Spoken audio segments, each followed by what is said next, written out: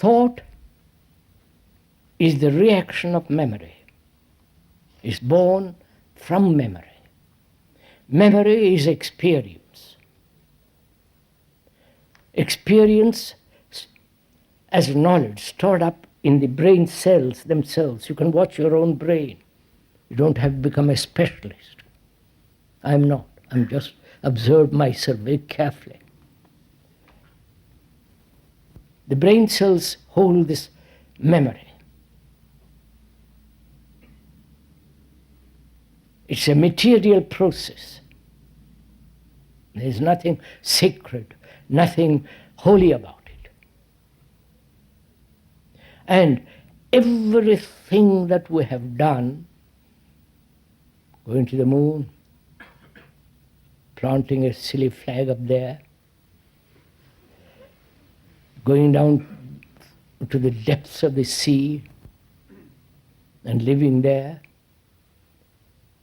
thought has created all this, the immense, complicated technology and its machinery.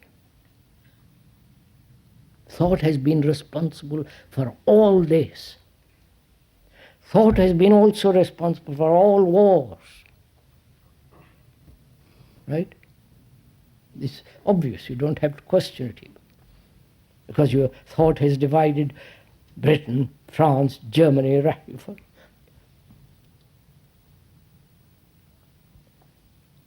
And thought has created the psychological structure as the me. Right? That me is not holy, something divine. It is just thought putting together the anxieties, the fears, the pleasures, the sorrow, the pain, the attachments, the fear of death. It has put all this together, which is the me. It is this me with its consciousness. Right? Wonder.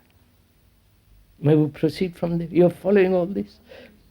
This is me, this consciousness. This consciousness is what it contains. Consciousness, your consciousness, is what you are.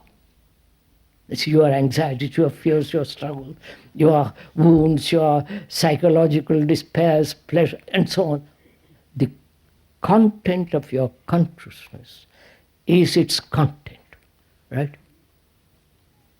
Again, there's nothing to be argued, made difficult. It's simple. And that is the result of time. Right? I've been hurt yesterday psychologically. You said something brutal to me. It has wounded me and is part of my consciousness.